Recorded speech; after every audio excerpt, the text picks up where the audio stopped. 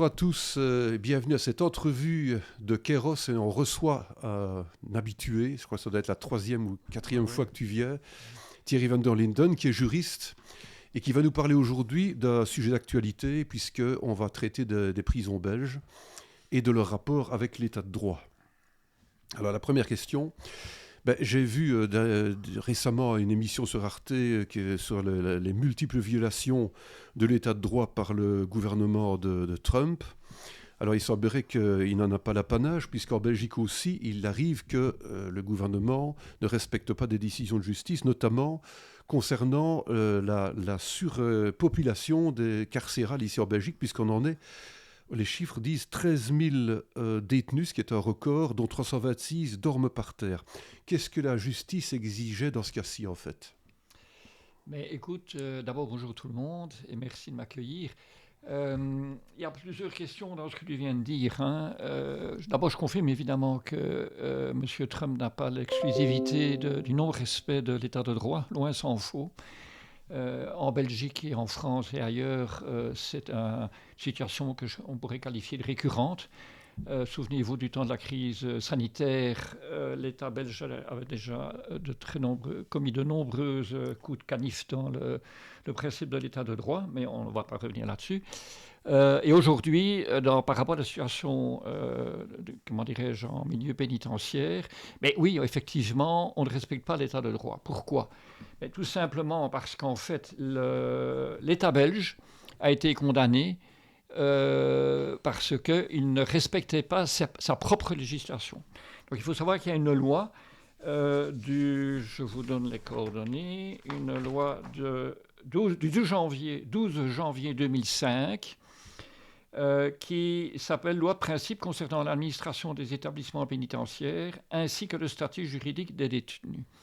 Donc c'est une loi qui a été votée du temps de Mme Onkelings, qui est assez complète, c'est bien faite, pleine de bonnes intentions, qui souligne qu'évidemment, avant tout, l'emprisonnement, la peine d'emprisonnement se limite exclusivement, il faut le rappeler quand même, à la privation de liberté, un point, c'est tout, et pas du tout toutes sortes d'autres brimades, des nourritures insuffisantes, des conditions d'hygiène catastrophiques, etc. Au contraire, la loi est extrêmement explicite. Je ne vais pas évidemment vous lire tous les articles qui concernent la situation, l'hébergement du détenu en prison.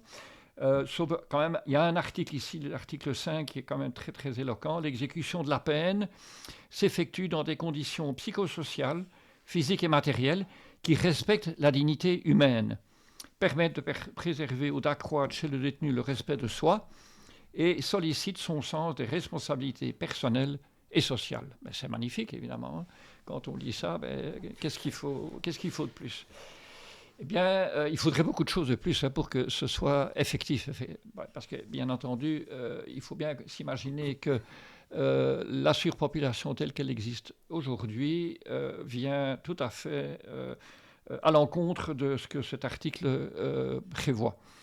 Il faut savoir que les cellules ont en moyenne 10 à 12 mètres carrés, qu'elles sont prévues en général pour 2 voire 3 personnes maximum, et qu'actuellement, il n'est pas rare qu'il y en ait 4, voire peut-être même plus, et qui, évidemment, dont 2 ou 3 parmi elles dorment par terre, parce qu'il n'y a que 2 lits prévus, 3 lits au maximum, et donc si on ajoute 1 ou 2 personnes en plus, on peut mettre le matelas par terre. Donc je ne vais pas vous faire de dessin ni de grandes explications, on comprend instantanément que ce sont des conditions de vie parfaitement inacceptables, et qui en tout cas ne correspondent absolument pas à la dignité humaine qui est proclamée en toutes lettres par la loi. Et donc là, qu'est-ce qui se passe ? L'État belge donc, ne respecte pas sa propre législation qui impose de respecter la dignité humaine à l'occasion donc, de cette surpopulation. Alors, que faut-il faire ? J'ai pas de ça, on y viendra peut-être oui, sur le par problème après. de financement. Il y a une solution... Non, je vais rester peut-être à ce que tu disais, qui est donc qu'existe la justice, mais la justice demande qu'on mette fin à la surpopulation. C'est aussi simple que ça. Et donc, alors c'est simple à dire, mais c'est extrêmement complexe à réaliser. Mais ça, je pense que ça ferait partie peut-être d'une question parler, suivante. oui. On va y venir par après. Mais On donc va y le venir. principe, c'est bien ça. Hein. Et donc, je répète, il y a clairement une violation de l'état de droit, parce que l'État belge, donc toute personne publique, est tenue de respecter ce que édicte un jugement, surtout dès le moment où il est coulé en force de chose jugée, donc il est définitif, c'est qu'il n'a pas été frappé d'appel ni de pourvoi en cassation, ce qui est le cas ici en l'espèce. Et donc, l'État est obligé de respecter ce que dit le jugement. Bon, je n'ai personnellement pas consulté ce jugement ou ces jugements, mais ce n'est pas nécessaire. On peut imaginer aisément ce qu'ils disent, qui est tout simplement de dire respectez votre propre législation et hébergez les détenus dans des conditions psychosociales, etc., comme on vient de dire tout à l'heure, et qui respectent en tout cas la dignité humaine. Je rappelle au passage que l'État belge n'en est pas à son premier coup d'essai en termes de non-respect de l'État de droit. Parlons de la politique de l'asile, qui est une question également fortement d'actualité et qui, gangrène la vie publique en Belgique depuis des années. On en est, je pense, sauf erreur de ma part, à des milliers de condamnations de l'État belge, tant devant les tribunaux nationaux que devant la Cour européenne de Strasbourg, en imposant à la Belgique de respecter les conventions internationales et les dispositions légales nationales en matière d'asile. Et vous avez actuellement une ministre, dont le nom m'échappe, mais peu importe, qui n'a... Verlinden. Non, Verlinden est ministre de la Justice, hein, mais Oui. il y a une ministre spécifique de l'asile et enfin peu importe, qui s'occupe en tout cas des problèmes d'accueil des migrants, etc. Et qui, le cœur sous la main, dit, de toute façon... je n'ai pas les moyens de respecter les jugements et je ne paierai pas les astreintes. Donc ça, c'est tout à fait ahurissant. Ça a fait bondir, évidemment, tous les praticiens du droit, que ce soit des avocats, mais plus étonnamment, également des magistrats, des membres du parquet, etc. Vous avez vu certainement dans la presse qu'il y a eu à un moment donné je pense, une conférence de presse ou un communiqué de presse commun des parquets, des hauts magistrats à la Cour de cassation, etc., relevant le fait qu'il était inacceptable que l'État belge ose affirmer qu'il ne respectera pas ou qu'il n'appliquera pas des décisions de justice. Oui. Revenons on y reviendra à la prison, après. hein. Hein. Oui. Oui. Alors, quand on parle de surpopulation carcérale, il y a quelque chose quand même qui est étonnant, puisqu'on a justement construit il y a quelques années une immense prison à Haren, qui avait pour but de pallier ce problème-là. Oui et non. Hein.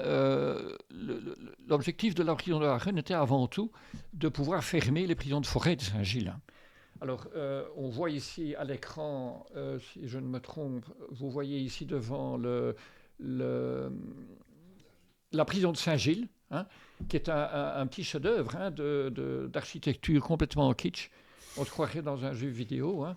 Mais pourtant, il suffit d'aller, je vous invite tous à aller faire un petit tour à Forêt dans l'avenue du Pessiot. Et à mi-chemin, vous ne pouvez pas la rater, hein, c'est énorme, mais c'est magnifique, hein, avec des petites tourelles, il y a même des... Néo-médiéval. non, mais c'est génial, quoi. Hein. Alors, c'est vraiment typique de la conception au XIXe siècle des prisons, parce que c'est un bâtiment qui date du milieu du XIXe, hein, il ne faut pas rêver. La prison de Forêt, qui est juste à côté, est un peu moins kitsch, mais correspond exactement au même principe. D'autres prisons centrales du royaume, par exemple, Louvain ou Mons, reproduisent exactement ce même type d'architecture, complètement baroque. Hein. Et ce qui est plus intéressant, c'est de savoir ce qui se passe à l'intérieur. Alors là, je vais vous montrer l'autre vision. Voilà une vue aérienne. Alors, qu'est-ce qu'on voit ? On voit un îlot central. Donc, en avant-plan de la photo, c'est la prison de Forêt, et derrière, c'est la prison de Saint-Gilles. Alors, dans les deux cas, vous voyez une sorte d'îlot central, circulaire, hein, avec des ailes qui s'articulent autour de cet îlot. Alors ça, c'est le principe qu'on appelle du panoptique, qui, comme son nom l'indique, veut dire on voit dans toutes les directions, on voit tout. Et donc, c'est évidemment très malin dans le chef de la bourgeoisie du XIXe siècle, c'est qu'à partir d'un îlot central, eh bien, les surveillants peuvent surveiller toutes les ailes sans devoir se déplacer, et en maintenant surtout la pression psychologique sur les détenus, parce que, étant donné la configuration architecturale, le détenu se dit qu'en permanence, en fait, il est surveillé. Il a un regard dans le dos. Et donc ça, c'était la conception typique de ces prisons. Alors, j'y reviendrai dans un instant, mais je trouve que c'est vraiment important de bien mettre ça en évidence. Je vous ai dit que ces deux prisons dataient du milieu du 19e siècle. Nous sommes aujourd'hui quasiment à la moitié du 21e siècle. Donc, ces prisons ont, au bas mot, 150, 180 ans, pas loin de 200. Donc, de nouveau, pas besoin de vous faire un dessin pour vous dire qu'elles sont complètement vétustes, totalement obsolètes, usées jusqu'à la corde, au sens propre du mot. Je peux vous dire que je ne peux pas jouer aux anciens combattants, mais lorsque j'étais jeune avocat, déjà à ce moment-là, ces deux prisons étaient archi-usées et complètement dégradées et faisaient déjà l'objet d'une surpopulation énorme. Et donc oui, ça, pour répondre à ta question, voilà pourquoi on a construit la prison de Haren. Mais est-ce qu'on a gagné au change? Mais ça, c'est difficile à dire. On a gagné au change d'un point de vue strictement matériel, on va dire. Oui, sans doute. C'est assez évident quand même qu'une prison neuve, a priori, bon, je ne suis pas technicien du bâtiment ni architecte, mais enfin, a priori, on peut quand même espérer qu'elle présente des meilleures qualités de confort ou d'hébergement qu'une prison qui date d'il y a 200 ans. Voilà, ça, c'est une réponse strictement matérielle que je pourrais donner. Bon, maintenant, au niveau de la vie sociale, de la vie quotidienne des détenus, je ne pense pas, je n'ai pas entendu dire que la prison de Haren était un palace, était un véritable un hébergement 4 étoiles et que les prisonniers étaient ravis d'être incarcérés à Haren. Je pense que la surpopulation y est au moins aussi criante que dans d'autres prisons du royaume. Et donc, on a déplacé le problème, en fait. Hein, on l'a sorti de la ville, parce qu'effectivement, Forêt et Saint-Gilles sont en pleine ville, ça c'est évident. Pardon. Tandis que la prison de Haren se trouve en périphérie. Hein, donc, on a réglé au moins ce problème-là, mais on n'a rien résolu au niveau de la vie quotidienne des détenus. Certainement pas. Voilà. À propos, revenons donc c'était l'exigence de la justice belge qui demande donc que les prisons soient finalement remises un peu en état. Est-ce qu'il n'y a pas un problème juridico-administratif qui fait que budgétairement le gouvernement ne peut tout simplement pas assurer ce que la décision de justice d'un point de vue monétaire, enfin plutôt budgétaire? Parce que simplement, voilà, ce que l'un demande, l'autre ne peut pas conjoncturellement ou peut-être structurellement le respecter. Mais j'ai envie de dire que ça tombe bien, hein. C'est-à-dire que c'est un peu un prétexte. Hein. Je pense qu'il est facile d'agiter le spectre du budget. C'est très à la mode. Hein. Actuellement, tout le monde sait que M. De Wever est allé pleurer chez le roi parce qu'il ne parvenait pas à économiser 10 milliards. Donc c'est très très porteur, hein, voilà, ça passe très très bien comme message, hein, de dire qu'on n'a pas assez de sous et qu'on a vécu au-dessus de nos moyens, etc. etc. Ben oui, c'est sans doute vrai, mais enfin, ce n'est pas le débat aujourd'hui. Mais en attendant, ben oui, ça tombe bien de dire que, ben non, on est désolé, mais il n'y a pas assez de sous pour faire d'autres prisons et d'améliorer les conditions, etc. En tout cas, pas pour le moment. Mais en fait, ça, c'est un prétexte, c'est un argument de façade. Derrière, le vrai argument ou la vraie explication, c'est comment dirais-je, c'est une question politique. Hein, c'est tout simplement une absence de volonté politique. C'est-à-dire qu'en fait, il n'y a aucune volonté politique réelle d'améliorer la situation des prisons. Et même plus loin, et beaucoup plus grave encore, il n'y a aucune volonté politique d'améliorer la situation de la justice, avec un grand J au sens large du mot. Vous avez entendu certainement il y a quelques semaines qu'il y a eu une conférence de presse aussi, ou plutôt non, il y a eu, je crois, une lettre ouverte des 15 procureurs du roi du pays, donc du royaume. C'est quand même tout à fait exceptionnel, hein, ça n'est jamais arrivé. Donc, les procureurs du roi, ce sont ce qu'on appelle les chefs de corps, donc ce sont eux qui dirigent les parquets des tribunaux de première instance. Hein. Donc il y a des tribunaux un peu partout en Belgique, hein, Bruxelles, Namur, Liège, Gand, Anvers, Courtrai, etc. Donc il y a un magistrat qui dirige chaque fois le parquet, et c'est lui qu'on appelle le procureur du roi. Eh bien, tous ces procureurs du roi se sont réunis, ils ont rédigé une lettre ouverte en suppliant littéralement le gouvernement de remédier je lis textuellement, au sous-financement global du troisième pouvoir, qui est donc la justice, et parce que les dysfonctionnements sur le terrain sont légion, s'accumulent et courent à la catastrophe. Alors, on se plaint du côté comment dirais-je, dans le discours de l'extrême droite, d'un manque de comment dirais-je, de répression des petits délits, etc. Mais on n'en donne pas les moyens. Donc je pousse l'argument jusqu'à l'absurde. Hein. Donnons plus de moyens peut-être au parquet et aux forces de police et à l'administration pénitentiaire pour réellement lutter contre la délinquance, quelle qu'elle soit d'ailleurs. Hein, ce n'est pas que la petite délinquance, mais toute délinquance, y compris la délinquance financière. Hein, parce que, enfin bon, je ne vais pas parler de ça, c'est également un autre sujet, mais enfin, ça fait partie quand même de la problématique large de l'emprisonnement, de la politique pénitentiaire. Et donc, qu'est-ce que ça pose comme problème, ce fait qu'il n'y a pas de volonté politique? Mais ça pose le problème de ce qu'on pourrait appeler, moi j'appellerais ça un manque de loyauté, en fait, de l'exécutif vis-à-vis du judiciaire. C'est-à-dire que il y a un pacte, ce qu'on appelle un pacte démocratique, hein, qui remonte grosso modo au siècle des Lumières et puis après 89, que tout le monde connaît, dont le principe de base est la séparation des pouvoirs.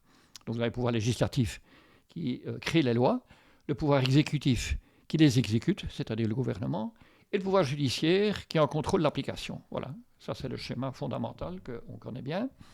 Mais donc il y a une sorte de pacte, il y a une sorte je dirais, d'accord implicite qui dit que chaque pouvoir n'empiète pas sur les prérogatives d'autres pouvoirs et chaque pouvoir permet donc aux autres de s'exercer correctement. En l'espèce, le pouvoir judiciaire dépend au niveau financier, au niveau matériel, à 100%, à 110%, j'ai envie de dire, de l'exécutif. Parce que ce soit les salaires, que ce soit les nominations des magistrats ou des directeurs de prison, etc., que ce soit les infrastructures, c'est-à-dire les bâtiments, ou même le matériel informatique qui est obsolète et qui est à faire pleurer, je dirais presque de rire, n'importe quel informaticien, s'il voyait avec quoi travaillent les praticiens de la justice en Belgique, eh bien, tout ce que je viens de vous dire, financièrement, dépend du bon vouloir de l'exécutif, c'est-à-dire du gouvernement et en particulier du ministre de la Justice. Alors, Madame Verlinden, qui est donc la ministre actuelle de la Justice, qui au demeurant semble être une excellente juriste, j'y reviendrai dans un instant, eh bien oui, elle peut toujours dire, oui, écoutez, je suis désolé, mais je n'ai pas plus de sous. Parce que ça ne dépend pas que de moi, ça dépend du gouvernement. Eh bien ça, je pense que c'est une réponse fort hypocrite et qui est, sur le plan des principes, totalement inacceptable. Mais maintenant, est-ce qu'on peut dire, à contrario, qu'un refinancement ferait disparaître tous les problèmes d'un coup de baguette magique? Non, ce serait évidemment trop simple. Hein. Alors, ce serait bienvenu. Ça ne veut pas dire qu'on doit ne pas exiger de refinancement. Bien au contraire, il faut l'exiger, évidemment, pour les raisons que je viens de dire. Que ce soit des problèmes, que ce soit la question du parc informatique ou du patrimoine immobilier, aller dans une justice de paix de province ou même en périphérie de la capitale, aller dans le palais de justice de Bruxelles, sans parler de celui de Mons ou d'ailleurs, vous serez vite édifié. Donc oui, il faut évidemment refinancer la justice au sens large du mot. Mais le problème qui se pose dans les prisons n'est pas qu'un problème de refinancement. Ce serait trop simple, hein, trop facile. Et de nouveau, moi je me réfère, il suffit de se référer à ce que dit la loi. C'est pas compliqué. Il y a une loi, c'est la loi de 2005 dont je vous ai parlé il y a un instant, qui édicte toute une série de préceptes et de normes, je dirais, de prescriptions qui ont trait à non seulement la vie quotidienne des détenus, je vous rappelle la notion de dignité, tout simplement, hein, mais également les notions d'hygiène, de vêtements, etc., mais qui également organise sa réinsertion, c'est-à-dire le suivi du détenu, sa mise au travail, etc. Donc il y a tout un arsenal là qui existe, mais qui, dans les faits, ne fonctionne que très peu, voire très mal, si pas du tout. Pourquoi? Parce que probablement, en grande partie, je ne suis pas expert en la matière et je crois qu'on entrerait dans des aspects trop techniques pour examiner ça plus avant ici. Mais dans les faits, il faut bien constater que ça ne fonctionne pas bien. Probablement parce qu'il n'y a pas assez de personnel ou il n'est pas assez bien payé ou que sais-je. Mais ça ne se passe pas bien. En plus, il faut savoir que dès qu'un détenu est libéré, soit avec un bracelet électronique, soit sous libération conditionnelle, mais en tout cas donc avant le terme de sa peine, il doit être suivi par les services de police locaux. De nouveau, tout le monde le sait, les services de police sont complètement dépassés, débordés par les tâches quotidiennes, par les tâches normales qui leur incombent de maintien de l'ordre, tout simplement, de répression des délits, d'enquête, etc. Mais ils ont un fatras inimaginable de tâches administratives à exécuter également, notamment celle que je viens de dire, qui est le suivi des libérations conditionnelles et des bracelets électroniques. Donc là, ça pose également d'autres problèmes. Il faut repenser sans doute fondamentalement ce volet-là. Mais donc, non, il ne suffit pas de refinancer. Voilà, ça c'est la réponse à la question. La conséquence de tout cela est que l'ambiance se dégrade dans les prisons quand même depuis quelques années. On entend de plus en plus des agressions de gardiens par des prisonniers et vice-versa d'ailleurs. Et aussi cette question quand même taraudante, comment se fait-il que des téléphones portables circulent chez les prisonniers, ouais. Et donc des malfrats continuent à gérer leur empire par téléphone portable. Comment est-il possible que ça puisse pénétrer et se retrouver dans les mains de malfrats? Mais écoute, d'abord ce que je voudrais dire, c'est que tu parles d'une augmentation de l'agressivité, de la violence, etc. Mais oui, c'est sans doute vrai, parce qu'évidemment la promiscuité ne favorise pas la paix sociale, si je puis dire, donc ne favorise pas un bon fonctionnement social d'un corps social quel qu'il soit.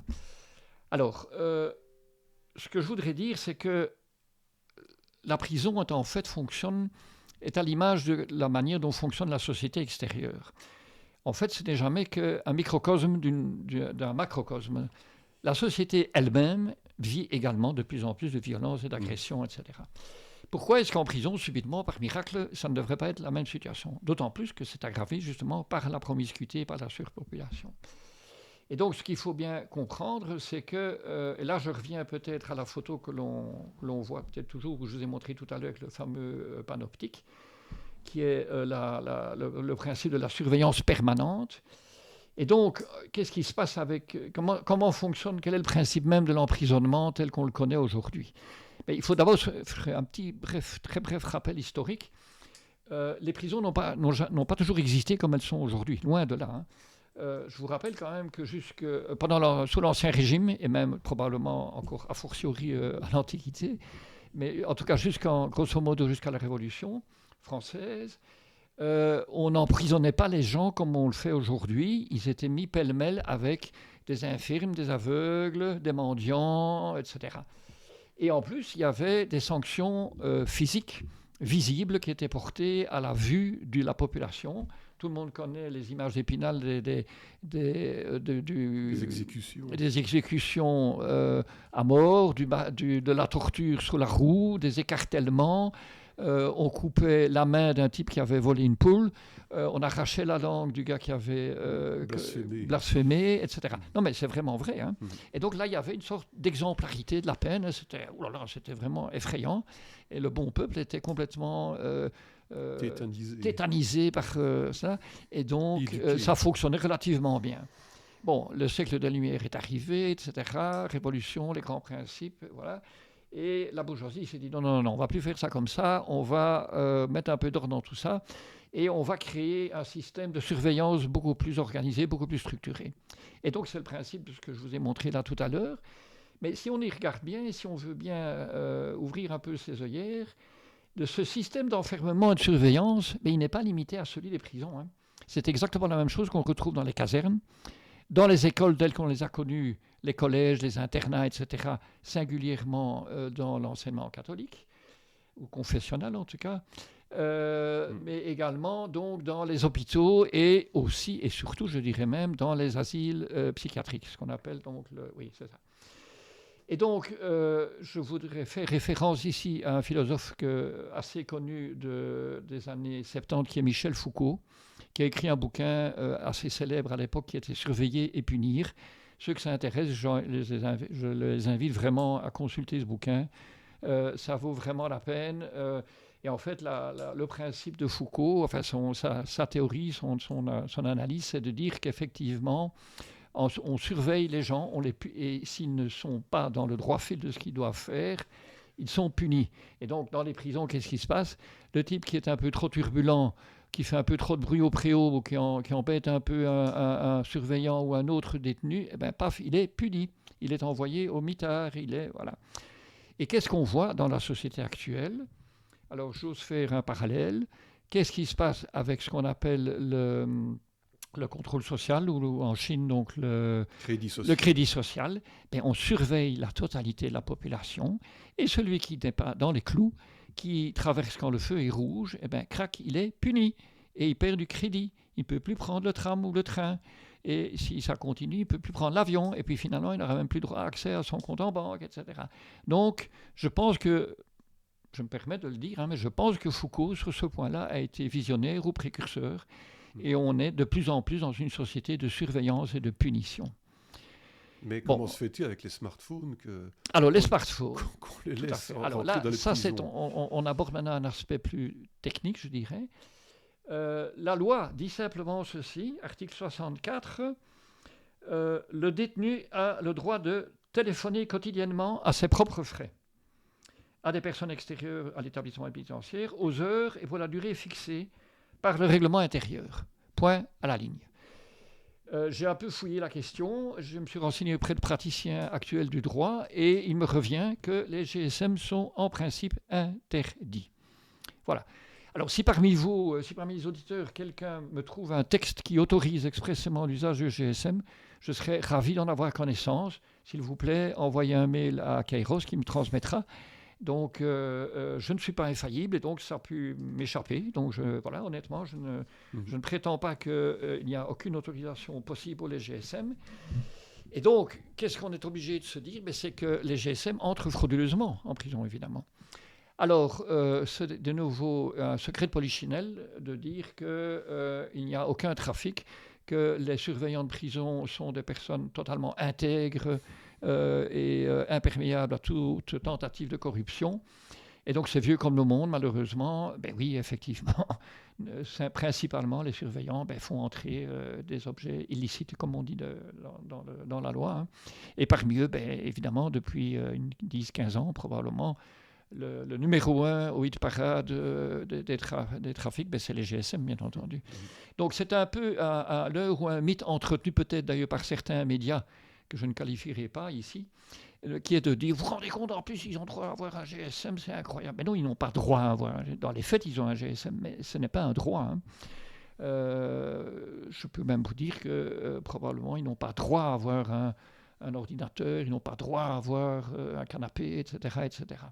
Et donc, je ferai une petite digression. Hein. Vous avez lu dans la presse que M. Sarkozy, qui a été récemment incarcéré, a droit, soi-disant, n'est-ce pas, à une cellule individuelle avec ordinateur, etc. C'est tout juste, il n'a pas une douche et un sauna à sa disposition. À côté de lui, il y a d'ailleurs une cellule spéciale pour 2 policiers qui se relayent pour le surveiller. Je ne parle pas du coup faramineux que ça doit engendrer, mais surtout de l'aberration totale que ça représente. Parce qu'à côté d'une surpopulation qui est pire en France qu'en Belgique, hein, je tiens à le signaler au passage, hein, la surpopulation est de 200% en France. Hein, oui. C'est ahurissant. Hein. Eh bien, M. Sarkozy, pauvre M. Sarkozy, lui, effectivement, il bénéficie d'un régime tout à fait exceptionnel et qui est complètement dérogatoire, hein, qui est parfaitement illégal. De nouveau, je serais ravi qu'on puisse me communiquer un texte, en l'occurrence ici français, qui justifie les modalités d'incarcération de ce monsieur. Oui, parions qu'il ne restera pas longtemps, à mon avis. Voilà, il va ça, c'est un autre problème. Ça, c'est une autre question, effectivement. Avant de revenir à Sarkozy, je voulais évoquer cette petite anecdote qui est arrivée à une de mes connaissances. Eh bien, on parle de surpeuplement des prisons. Eh bien, cette connaissance, il y a un an d'ici, pratiquait le naturisme dans un bois près de Liège, a été aperçu par une riveraine de la fenêtre d'un appartement qui jouxtait le parc. Voilà. Et elle a appelé la police l'a arrêté et il a pris 3 mois de prison ferme. Donc, il n'avait même pas croisé d'autres promeneurs. Hein. Oui, tout à fait. Donc, c'est vraiment quelqu'un qui l'a vu de sa fenêtre. Voilà. Et alors, comment se fait-il qu'à nos si petits délits, finalement, on trouve quand même de la place pendant 3 mois pour ce pauvre homme, alors que Oui. des gens beaucoup plus nocifs et dangereux sont relâchés faute de place, soi-disant. Oui. Mais écoute, d'abord, probablement qu'on n'a pas trouvé une place pour lui, parce qu'il s'agit d'une peine d'assez courte durée, 3 mois. Hein. Mhm. Or, Madame Verlinden, dont on parlait tout à l'heure, donc ministre de la Justice, en excellente juriste, a, comment dirais-je, édicté une loi spécifique. Excusez-moi, il faut que je retrouve les coordonnées de cette loi, qui est une loi ici de 2025, voilà, du 18 juillet 2025, dont l'intitulé est Loi portant des mesures afin de réduire la surpopulation dans les prisons et introduisant l'impossibilité de principe d'exécuter la surveillance électronique au lieu où la victime réside. Donc il s'agit bien de mesures pour réduire la surpopulation. Alors, c'est une loi qui est très technique et qui dit simplement ceci, je résume hein, pour ne pas vous assommer avec comment dirais-je, des textes trop techniques. Simplement, quelqu'un qui a fait l'objet d'une peine d'emprisonnement de 6 mois maximum, eh bien, le juge doit transformer, si je puis dire, cette peine en une peine de surveillance électronique ou une peine de travail ou une peine de probation autonome. Donc ça veut dire qu'il n'y a pas d'emprisonnement à proprement parler. Donc probablement la version auquel tu fais référence, sauf erreur de ma part, sauf si la condamnation est antérieure à cette loi, ou bien antérieure, mais si elle est postérieure, en principe, cette personne ne pouvait pas être incarcérée, en principe. Voilà. Oui. Bon. Donc, de nouveau, c'est évidemment très louable dans le chef de la ministre de la Justice, mais dans les faits, probablement que ça ne résout pas grand-chose, parce que le nombre de détenus pour des très petites peines, comme 3 ou 4 mois ou 6 mois, sont une relative minorité parmi l'ensemble des détenus. Et je rappelle inversement que son prédécesseur, lors du gouvernement précédent, je crois que c'était M. Van Quickenborne, si je ne me trompe, tenait un discours inverse. Et lui exigeait en disant « il est temps que ça cesse, il faut exécuter toutes les peines, y compris les petites peines ». Et apparemment, il n'était pas fort au courant qu'il y avait un petit souci de surpopulation. Hein. Bon, maintenant, ceci peut expliquer cela. En tout cas, il n'a rien fait pour améliorer cette situation. Bon, maintenant, au-delà de ça, le problème que tu soulèves est intéressant. Alors là, on sort peut-être un peu du problème des prisons, mais au niveau des principes, je rappelle que ce qu'on appelle l'outrage public aux mœurs est quelque chose qui est très fluctuant. Hein. On ne va pas refaire l'historique de cette notion, mais ça dépend évidemment aussi de l'époque où on se trouve, mais aussi de la personnalité du juge qui a jugé l'affaire. Je rappelle que la justice est rendue par des hommes, des êtres humains, des hommes et des femmes qui sont des êtres humains, qui ont leurs propres convictions personnelles, leurs propres ressorts psychologiques, etc., même s'ils sont censés ne faire qu'appliquer la loi, bien entendu. Mais donc, il y a une question de ressenti personnel. Au-delà de ça, ce que tu évoques est intéressant parce qu'effectivement, le fait de se promener nu dans un lieu public, dans un bois, jusqu'à preuve du contraire, si le bois n'est pas privé et clôturé, ben c'est un lieu public. Et donc, la jurisprudence dit, et la loi même dit aussi ceci, du moment que l'on peut être vu, on pourrait être vu, ben c'est un délit. Et je pense que ça peut se défendre, parce qu'effectivement, il y a des personnes, la preuve d'ailleurs, puisqu'il y a une plainte, il y a des gens qui, effectivement, peuvent être choqués, ne pas accepter d'être mis en présence de quelqu'un qui est nu. Voilà. Si vous vous promenez tout nu dans votre jardin et que vous n'êtes vu par personne d'autre parce que votre jardin est emmuré, qu'il n'y a aucun vis-à-vis, etc., ben ça vous regarde, c'est votre problème, évidemment. Mais il est évident que dès le moment où vous pouvez être vu par ailleurs, ben c'est effectivement un délit. Là-dessus, je crois que on ne peut pas transiger. Et puis la loi est là, pour toute façon, pour le dire. Voilà. Les bracelets.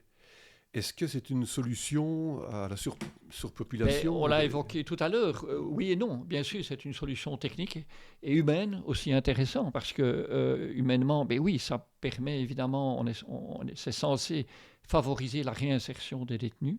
C'est censé donc diminuer la surpopulation. Et la violence primaire. Et donc évidemment l'agressivité, etc., toutes les conséquences néfastes de la surpopulation.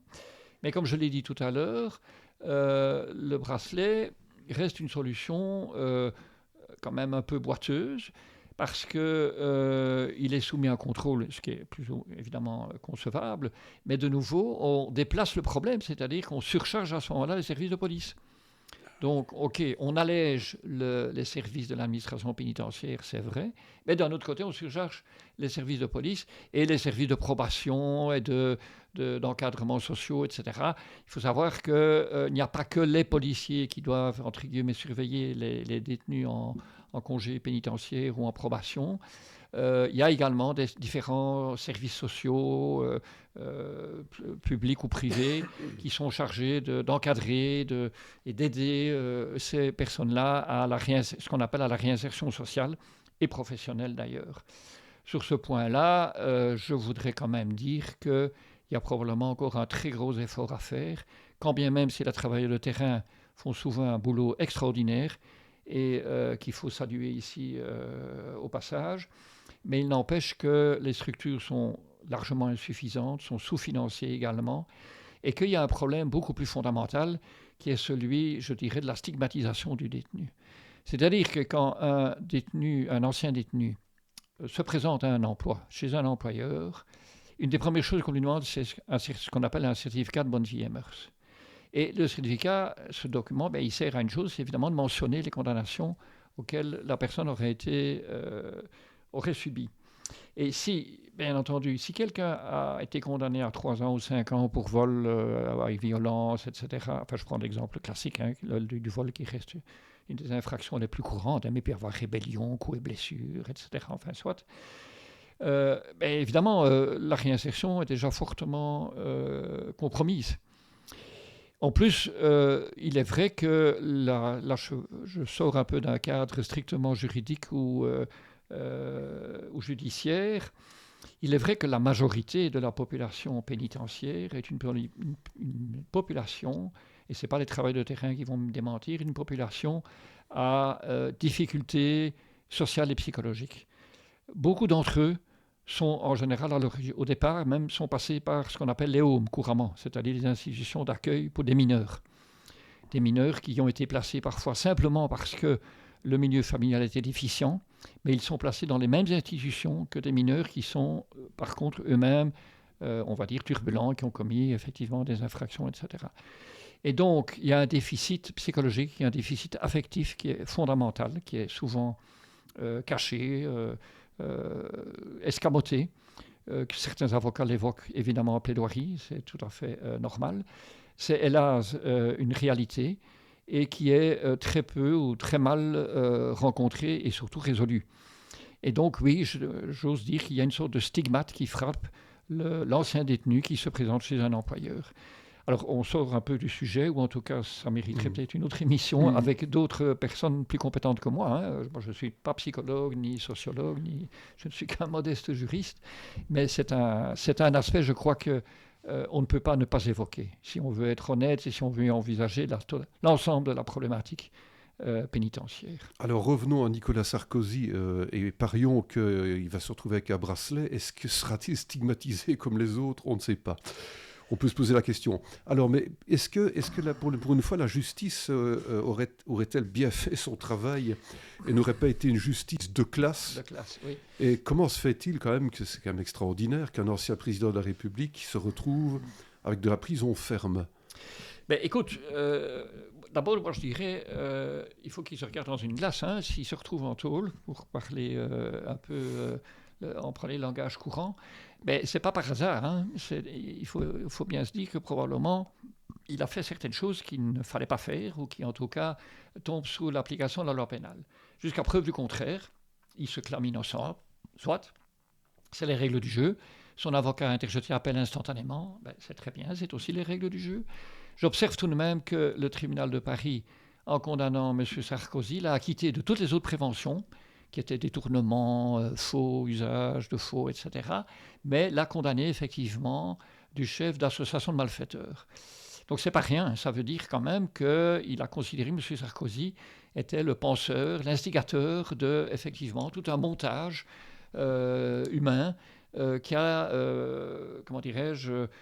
qui devait procéder à des actes de malversation, puisque le mot dit bien malfaiteur, donc c'est que Ils ont commis évidemment des actes, et effectivement, ils ont été débauchés des fonds, etc. Enfin, on ne va pas entrer dans le détail, je ne connais pas le détail de cette affaire-là.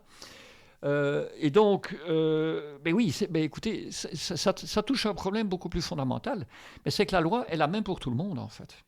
C'est le principe de l'égalité devant la loi. Et ça, c'est également un principe fondamental de l'état de droit, qui est un héritage, on pourra vous faire court, qui est un héritage aussi effectivement du siècle des Lumières, de 1789, des conventions internationales en matière de droits de l'homme, que ce soit la convention de 89, les textes subséquents à la Seconde Guerre mondiale et les textes européens même. L'égalité devant la loi est quelque chose de fondamental au même titre que la séparation des pouvoirs. Ce sont vraiment des vertus cardinales, si je puis dire, qui régissent ce qu'on appelle l'état de droit. Donc, moi j'ai envie de dire qu'il n'y avait pas de raison que M. Sarkozy ne soit pas, si le tribunal a estimé que les charges étaient établies, étaient suffisamment graves pour le condamner, et de surcroît, prononcer ce qu'on appelle couramment une arrestation immédiate ou en tout cas un emprisonnement sans attendre les résultats du degré d'appel. Donc c'est ce qu'on appelle en jargon juridique une exécution provisoire. Donc le jugement est exécutoire nonobstant recours. Voilà, ça c'est la formule magique. Donc ça veut bien dire ce que ça veut dire. Monsieur Sarkozy a interjeté appel, mais il n'empêche que la peine prononcée est exécutoire. Donc il n'y a pas à chipoter, il doit être écroué, ce qui s'est d'ailleurs passé. Et donc, qu'est-ce qu'on a constaté c'est que ça a évidemment fait hurler pas mal de monde et qui ont ajouté l'épouvantail du gouvernement des juges, qui est une notion totalement farfelue, qui n'a aucun contenu juridique, je tiens quand même à le dire au passage, qui ne repose sur aucun texte, quel qu'il soit. De nouveau, si quelqu'un peut me sortir un texte de loi ou de convention internationale ou que sais-je, qui parle du gouvernement des juges, je serais ravi d'en avoir connaissance. Et donc c'est une notion qui a été inventée, on peut dire, globalement par la mouvance qu'on appelle couramment de droite ou d'extrême droite ou conservative. Enfin, vous pouvez appeler ça de toutes sortes de noms. Parce qu'en fait, lorsque on respecte les concepts de l'état de droit, tels que je viens de le rappeler ici, la séparation des pouvoirs, l'égalité devant la loi, etc., mais ça dérange évidemment une série de gens qui se considèrent au-dessus de la loi. Qu'il s'agisse d'une certaine élite politique, qu'il s'agisse d'une élite financière qui se permet d'allègrement non pas frauder la loi fiscale parce qu'ils sont plus malins, ils contournent la loi fiscale par des montages alambiqués et extrêmement sophistiqués que les lois permettent, hélas.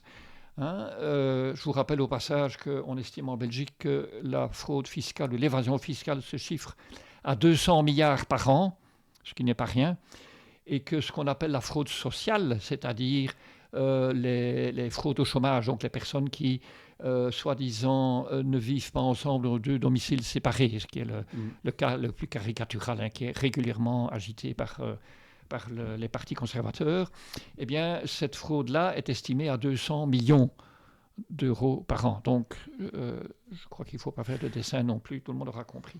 Donc, M. Sarkozy, oui, il peut évidemment parler de gouvernement des juges, en tout cas ceux qui l'ont soutenu. Et à propos de soutien, je voudrais quand même souligner un truc tout à fait ahurissant. C'est la visite du ministre de la Justice français, le garde des Sceaux, M. Darmanin, qui est allé rendre visite à son ami, M. Sarkozy, parce que ce pauvre garçon doit être certainement affligé de ce qui lui arrive, etc. Alors ça, c'est tout à fait ahurissant. Mélange des genres. C'est un mélange des genres et c'est surtout totalement contraire de nouveau au principe de l'état de droit. Un ministre de la Justice qui est le chapeau, qui est le sommet de la hiérarchie judiciaire, de l'organisation de la justice et de l'administration pénitentiaire, n'a pas à prendre en considération le cas particulier d'un détenu et a fortiori d'aller lui rendre visite à titre personnel. C'est complètement aberrant, c'est contraire à tous les principes. C'est comme si un ministre sous, lorsque M. Mitterrand était président, c'est comme si la ministre de la Justice avait été rendre visite, j'invente, mais à un détenu d'action directe qui aurait commis un attentat contre une banque. Voilà, je caricature un peu, mais voilà. Tout le monde aurait hurlé, évidemment, à ce moment-là. La droite, la première, en disant « mais c'est scandaleux, etc. etc. » Eh bien, ici, M. Sarkozy est emprisonné, et voilà, c'est normal, le ministre de la Justice vient lui rendre visite. Il a été critiqué quand même. Alors, non seulement il a été critiqué, vertement, mais pire, il y a un collectif, un groupe en tout cas de 40 avocats, une quarantaine d'avocats qui ont déposé plainte pour prise illégale d'intérêt. Je le fais totalement confiance. Je n'ai pas lu la plainte, mais j'imagine évidemment qu'elle est extrêmement bien rédigée. S'ils s'y sont mis à 40, je n'ai aucune inquiétude sur la bonne rédaction de la plainte. Affaire à suivre. Je serais très très intéressé de connaître l'issue de la plainte, voir si le parquet s'en empare, parce que je présume que le parquet a dû également, les membres du parquet, donc les magistrats, tant du parquet que de la magistrature assise d'ailleurs, ont dû probablement très peu apprécier la démarche de leur ministre. Et donc on verra bien ce que ça va donner. Voilà, ça c'est pour M. Sarkozy. Alors, on peut parler de son grand ami Didier Reynders. Oui, M. Reynders, qui je le rappelle est également juriste, est un excellent juriste aussi, a été commissaire européen à la justice, a également brandi l'étendard de l'état de droit à une époque, notamment vis-à-vis de la Pologne, à juste titre d'ailleurs, puisque la Pologne, à cette époque-là, voulait museler le pouvoir judiciaire en démettant également le président de la Cour suprême. Donc c'est comme si en Belgique, ici, subitement, Mme Verlinden démettait le président de la Cour de cassation. Je voudrais bien voir qu'elle essaye d'abord, parce que je crois que là, il y aurait vraiment quelques soucis, ça provoquerait quelques malaises. Enfin, toujours est-il qu'à une époque, donc, en Pologne, c'est ce qui s'est passé. Et on a voulu également imposer que une série de lois, de dispositions, etc., soient conformes à la volonté du gouvernement. Donc sur ce plan-là, M. Reynders n'avait pas tort, évidemment. Alors c'est assez piquant de constater que ce monsieur-là, aujourd'hui, se retrouve poursuivi, effectivement, pour des faits de malversation financière, de blanchiment, etc. Bon, ça, on ne touche pas là vraiment, à proprement parler, le concept d'état de droit. C'est la titre de citoyen privé ou particulier qu'il a commis des infractions, semble-t-il, jusqu'à preuve du contraire, puisqu'il n'y a pas encore de jugement définitif qui le condamne. Donc la présomption d'innocence vaut même pour M. Reynders. C'est également un principe fondamental de l'état de droit. C'est la présomption d'innocence. Mais c'est assez interpellant. Mais c'est un problème, je dirais, de plus de conscience personnelle ou individuelle. C'est de nouveau un peu comme M. Sarkozy, que M. Reynders se regarde dans une glace et qui se pose la bonne question. Voilà, moi, j'ai rien d'autre à dire. On va terminer par quelques extraits de ce livre de Manuela Acadeli, qui est juge. Oui, tout à fait. La légitimité des élus et l'honneur des juges, qui, elle, est en faveur assez clairement de ce qu'on appelle le gouvernement des juges. Et donc, voici quatre citations sur lesquelles je vais te demander de réagir pour terminer cette entrevue. Alors, première citation, « Le droit est par nature étranger à la décision politique ». Deuxième, « La mission des juges consiste à rappeler les limites du droit aux gouvernants élus qui les franchiraient pour séduire leur électorat. » Troisième, le rôle de la justice est nécessairement politique puisque chaque décision concerne d'une manière ou d'une autre le collectif, au moins en assurant par principe une fonction de pacification sociale des conflits. Dernière, le droit impose collectivement un devoir-être. Il n'est pas là pour rendre des services aux puissants, à l'État ou à la conjoncture. Oui, je suis évidemment d'accord avec toutes ces citations. C'est une manière de dire que le droit, effectivement, avec un grand D, est une discipline dont l'objectif est d'organiser le fonctionnement d'une société donnée. Bon, aujourd'hui, nous sommes dans ce qu'on appelle une démocratie représentative, je tiens quand même à préciser, parce qu'il y a un glissement sémantique qui assimile la démocratie représentative à la démocratie tout court. Bon, ça, on peut en parler peut-être une autre fois également, mais enfin, on nous bombarde à longueur de journée dans les médias et partout dans les discours politiques. Heureusement, en Europe occidentale, nous vivons en démocratie. Mais notre démocratie, notre démocratie qu'on entend à tout bout de champ. Non, nous vivons en démocratie représentative. Alors, il y a une nuance considérable sur laquelle on peut revenir donc à une autre occasion. Bref, toujours est-il que le droit donc organise le fonctionnement d'une société donnée, et donc ici, en l'espèce de notre société dite démocratique, on va dire globalement d'Europe occidentale, puisque le système est globalement à peu près le même en France, en Belgique, en Italie, etc. Le système est un peu différent dans les pays anglo-saxons, à commencer par l'Angleterre et surtout même les États-Unis, où là, on a un système juridique qui est différent, qui est appelé celui de la common law, et qui est fondé essentiellement sur la jurisprudence et sur des pratiques professionnelles fort différentes. Je fais un petit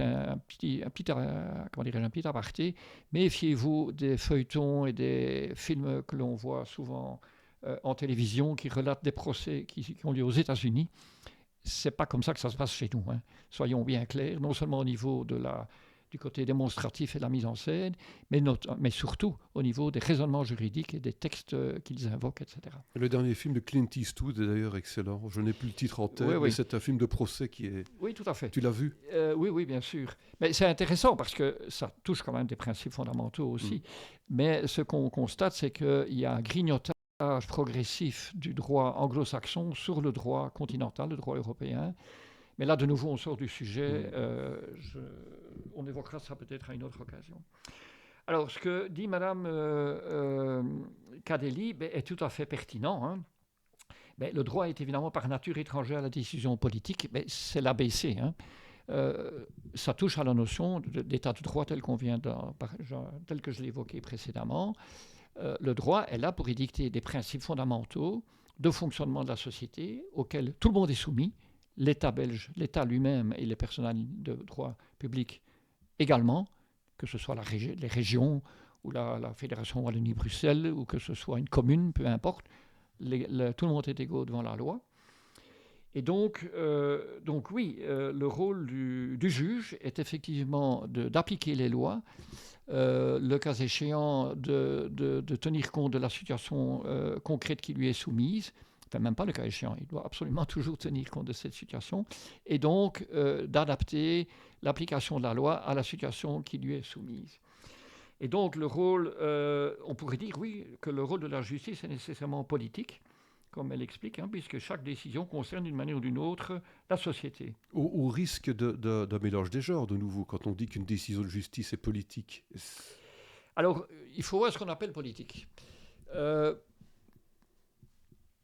Il est vrai que si on a tendance à dire qu'on condamne plus facilement un type qui a fait un vol à la tire ou qui a arraché le sac d'une petite vieille que quelqu'un qui détourne des millions, oui, c'est politique, bien entendu, parce qu'il est évidemment plus spectaculaire et plus, au nom de l'exemplarité de la peine, oui, c'est plus important de sanctionner un petit voleur à la tire que de sanctionner un comptable véreux qui détourne des millions ou un chef d'entreprise. Voilà. Il n'y a pas que le problème de l'exemplarité de la peine, il y a aussi toute la conception finalement, tout le fonctionnement de la société. Parce que à quelle classe sociale appartient le comptable véreux ou le chef d'entreprise ? Une certaine élite politique ou... comment dirais-je... Où règne un entre-soi. Voilà, exactement, où règne un entre-soi et où effectivement tout était plus ou moins permis, sauf si on se fait prendre, évidemment. Voilà. Donc, tant qu'on ne se fait pas prendre, ça va, on peut faire à peu près ce qu'on veut.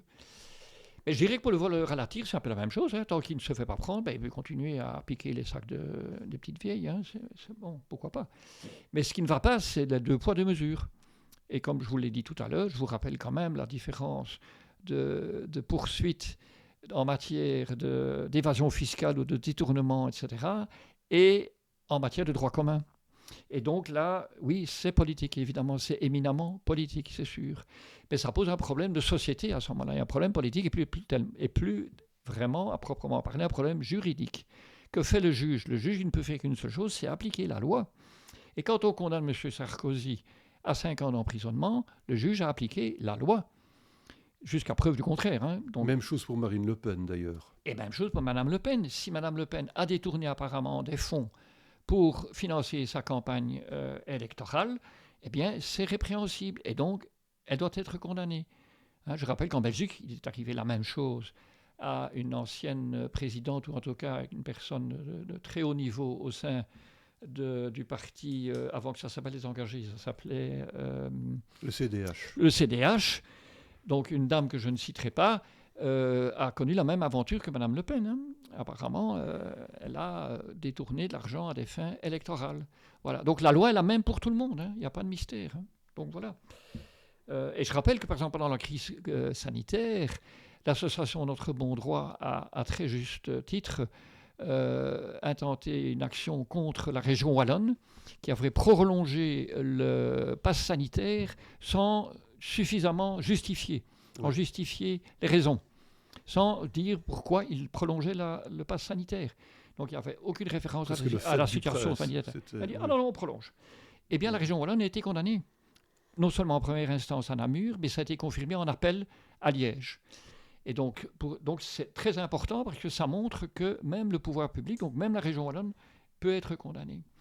Et donc ça vient à l'encontre d'une déclaration de M. Di Rupo qui disait à un moment donné, écoutez, nous sommes face à une crise terrible, mortelle, et donc tous les moyens sont bons, il faut absolument intervenir. Donc non seulement c'est l'épouvantail de la peur, hein, ça, enfin, on en a déjà parlé suffisamment les mois précédents, on commence à connaître bien le mécanisme, mais en plus dans le chef de quelqu'un comme ce monsieur-là, qui était à l'époque ministre-président de la région wallonne, ce qui n'est quand même pas rien, c'est l'équivalent de M. De Wever au niveau fédéral, hein. Ce monsieur dit, non, écoutez, c'est tellement grave que, voilà, on peut passer au-dessus des lois et des règlements, etc. Voilà. Et qu'est-ce qui s'est passé? On a pris ce qu'on appelle des arrêtés ministériels, des arrêtés royaux, qui ont restreint les libertés fondamentales qui sont garanties par la Constitution et par les conventions internationales. C'est une forme de dictature. Mais c'est complètement aberrant au niveau de l'état de droit. C'est un non-respect total des principes de l'état de droit. Et donc on dérape, on bascule, je n'irai pas jusqu'à la dictature, mais une forme de totalitarisme en tout cas, certainement. On bascule tout doucement, lentement mais sûrement, vers un état d'urgence permanent. Alors, de nouveau, je ne suis pas sociologue ni anthropologue, et d'autres gens beaucoup plus éminents et plus compétents que moi l'ont expliqué, l'ont analysé. La crise sanitaire, apparemment, a servi à ça, a été un banc d'essai, nous a mis en forme, nous a conditionnés mentalement à vivre dans un état d'urgence, dans la peur, etc., etc. Bon, donc je ne fais qu'enfoncer une porte ouverte en rappelant ça. Mais qu'est-ce qui se passe? C'est que, pour le même prix, si j'ose dire, on a érodé les principes fondamentaux également de l'état de droit. Et ça c'est quelque chose d'extrêmement grave, parce que c'est le commencement de la fin. C'est le commencement de la fin de nos libertés fondamentales et de notre liberté tout court. Et donc, de nouveau, je ne veux pas tenir, ce n'est pas le lieu peut-être, je déborde des cadres strictement juridiques et judiciaires, mais je pense qu'au niveau politique, au niveau du fonctionnement de la société, c'est très grave. Et donc, quand quelqu'un qui est ministre-président d'une région se permet ce genre de déclaration, c'est extrêmement préoccupant. Au-delà même des principes juridiques, hein, mais de manière fondamentale au niveau du fonctionnement d'une société, c'est quelque chose qui, en tout cas à mes yeux, je n'engage que moi en le disant, est inacceptable. Donc il faut tenir à l'œil, et c'est ce que nous ferons dans les mois qui viennent. Voilà. Merci Thierry, voilà. Merci beaucoup pour ces explications très précieuses. Mais avec plaisir. Hein. Et on te réinvitera un jour ou l'autre à n'en pas douter. On pourra reparler de ce qu'on appelle la démocratie. Oui. Par exemple, oui. Représentative et autres, ouais, hein. Voilà. Participative aussi, lié. Directe, etc. Il y a toute une série de concepts là qui seraient peut-être pertinents et utiles de clarifier en cette période de confusion. On mélange les mots, on fait dire aux mots l'inverse de ce qu'ils veulent dire. Ouais. Et le cas de la démocratie représentative, est relativement éloquent, hein, parce que, j'anticipe peut-être un petit peu, mais c'est vrai que quand on regarde de plus près comment fonctionne notre démocratie représentative, quand je dis notre, c'est valable en France et ailleurs aussi, hein, on se rend compte qu'on n'est en fait plus du tout, ou presque plus du tout, en démocratie au sens propre, littéral du mot. Hein. Mais bon, j'anticipe sur... Il y a encore beaucoup de gré à moudre. Merci beaucoup. Merci à toi. Alors, je signale à nos lecteurs que justement, qu'ils vont pouvoir lire le prochain numéro de Kairos, numéro 72, qui sera un peu spécial. Il fait 32 pages pour le même prix, 7 €. Et il y aura un encart au milieu sur le voyage d'Alexandre Penas au Donbass et en Russie. Et par ailleurs, le dossier du numéro, ce sera sur le chômage. Donc, c'est un dossier de Paul Willems. Et c'est donc un sujet qui concerne particulièrement les Belges depuis quelque temps, depuis l'Arizona. Voilà, merci beaucoup et à bientôt.